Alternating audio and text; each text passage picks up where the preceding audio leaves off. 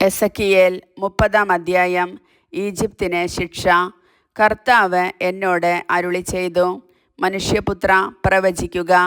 ദൈവമായ കർത്താവ് അരുളിച്ചെയ്യുന്നു, നിലവിളിക്കുക. അതാ ദുരിതത്തിൻ്റെ ദിനം, ദിവസം അടുത്തു. കർത്താവിൻ്റെ ദിനം സമാഗതമായി. അത് കാർമൂടിയ ദിവസമായിരിക്കും.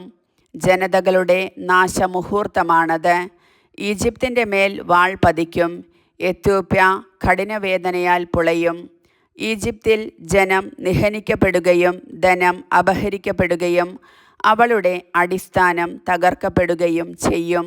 അപ്പോൾ എത്യോപ്യ, പുത്ത്, ലോദ്, അറേബ്യ, ലിബിയ എന്നിവയും സഖ്യദേശങ്ങളും അവരോടൊപ്പം വാളിനിരയാകും. കർത്താവ് അരുളിച്ചെയ്യുന്നു, ഈജിപ്തിനെ പിന്താങ്ങുന്നവർ നിലം പതിക്കും. അവളുടെ ഉദ്ധതവീര്യം നശിക്കും. മിഗ്ദോൽ മുതൽ സെവേനെ വരെയുള്ളവർ വാളിനിരയാകും. ദൈവമായ കർത്താവ് അരുളിച്ചെയ്യുന്നു, നിർജ്ജന രാജ്യങ്ങളുടെ മധ്യേ അവളും നിർജ്ജനമാകും. ശൂന്യ നഗരങ്ങളുടെ മധ്യേ അവളുടെ നഗരങ്ങളും ശൂന്യമാകും.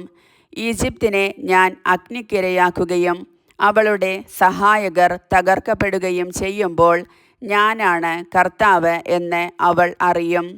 അപകടഭീതിയില്ലാത്ത എത്യോപ്യരെ പരിഭ്രാന്തരാക്കാൻ ദൂതന്മാർ എൻ്റെ അടുത്തുനിന്ന് കപ്പലുകളിൽ പുറപ്പെടും. ഈജിപ്തിൻ്റെ വിനാശകാലത്ത് അവർ പരിഭ്രാന്തരാകും. അതാ അത് വന്നു കഴിഞ്ഞു.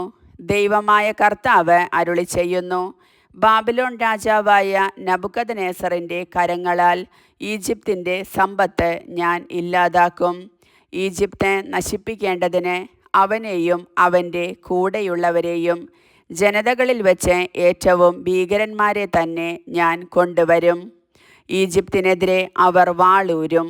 മൃതശരീരങ്ങളാൽ ദേശം നിറയും. ഞാൻ നൈൽ വറ്റിച്ചു കളയും.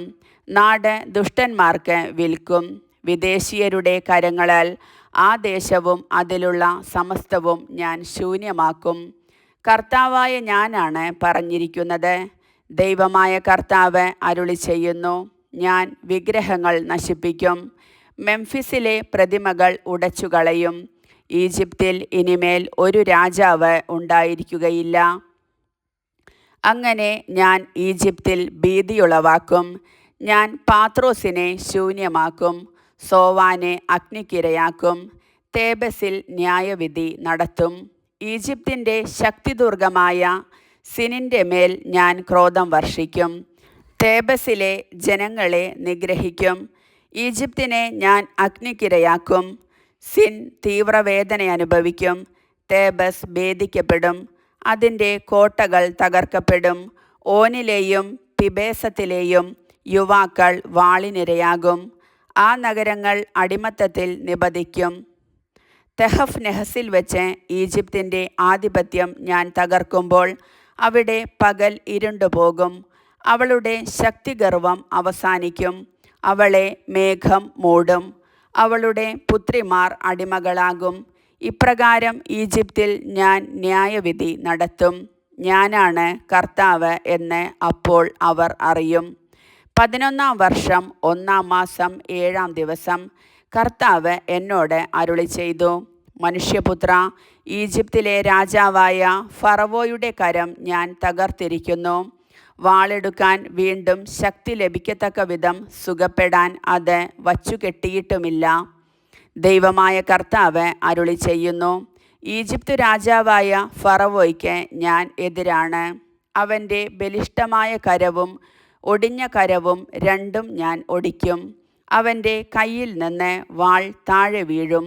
ഈജിപ്തുകാരെ ജനതകളുടെയും രാജ്യങ്ങളുടെയും ഇടയിൽ ഞാൻ ചിതറിക്കും. ബാബിലോൺ രാജാവിൻ്റെ കരം ഞാൻ ശക്തമാക്കും. എൻ്റെ വാൾ അവൻ്റെ കയ്യിൽ ഞാൻ ഏൽപ്പിക്കും. എന്നാൽ ഫറവോയുടെ കരങ്ങൾ ഞാൻ തകർക്കും. മാരകമായ മുറിവേറ്റവനെ പോലെ ഫറവോ അവൻ്റെ മുൻപിൽ ഞരങ്ങും. ബാബിലോൺ രാജാവിൻ്റെ കരങ്ങൾ ഞാൻ ശക്തമാക്കും. എന്നാൽ ഫറവോയുടെ കൈകൾ തളർത്തും. ഞാനാണ് കർത്താവ് എന്ന് അപ്പോൾ അവർ അറിയും. ബാബിലോൺ രാജാവിൻ്റെ കയ്യിൽ ഞാൻ എൻ്റെ വാൾ ഏൽപ്പിക്കുമ്പോൾ അവൻ അത് ഈജിപ്തിനെതിരെ ഉയർത്തും. ജനതകളുടെയും രാജ്യങ്ങളുടെയും ഇടയിൽ ഈജിപ്തിനെ ഞാൻ ചിതറിക്കുമ്പോൾ ഞാനാണ് കർത്താവ് എന്ന് അവർ അറിയും. കർത്താവിൻ്റെ വചനം.